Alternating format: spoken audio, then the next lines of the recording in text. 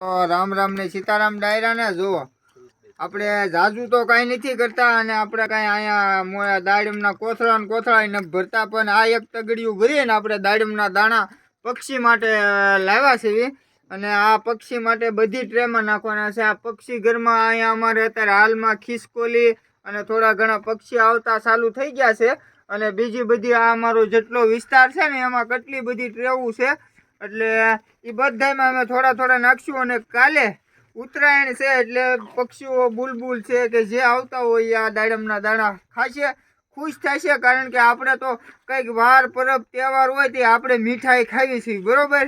એટલે આપણે ત્યાં ઝાઝી મીઠાઈ નથી ખવડાવતી પણ થોડી ઘણી એને કંઈક વાનગી તો દેવી પડે. એટલે આપણે કાલમાં એના માટે દાડમના દાણા છે અને અમારી જીવદયા ટીમ ડુડસરના બધા સભ્યો અહીંયા કામ કરતા હતા. મહેનત બાદ અમારા રાત્રિ સરિયામાં આજનો આ પ્રોગ્રામ હતો દાડમ ફોલવાનો. અને મિત્રો આપણા વિડીયો હવે પાછા રાત્રિ સરિયામાં આવશે અને અમારી આગળ રજા હશે અને જ્યારે અમે ટાઈમ હશે ત્યારે અમે અહીંયા સેવાના વિડીયો મોકલશું. અને તમે બધા જે પણ બર્થડે એનિવર્સરી શ્રદ્ધાંજલિમાં જે પણ યોગદાન આપો છો અને આપણે આ પક્ષીઓની શરણમાં અને એના માટે કાંઈક સારું કાર્ય થાય એમાં વાપરવાની છે. તો જીવદયા ટીમ ડુડસર વતી આપનો બધાનો આભાર. આપણું ફેસબુક પેજ છે જય બજરંગી. હવે બહુ પાણી નથી રાખો ને કે મારથી ખવાઈ જાય. અને એને ફોલો કરજો, કોમેન્ટ કરજો, લાઈક કરજો અને શેર કરજો. જય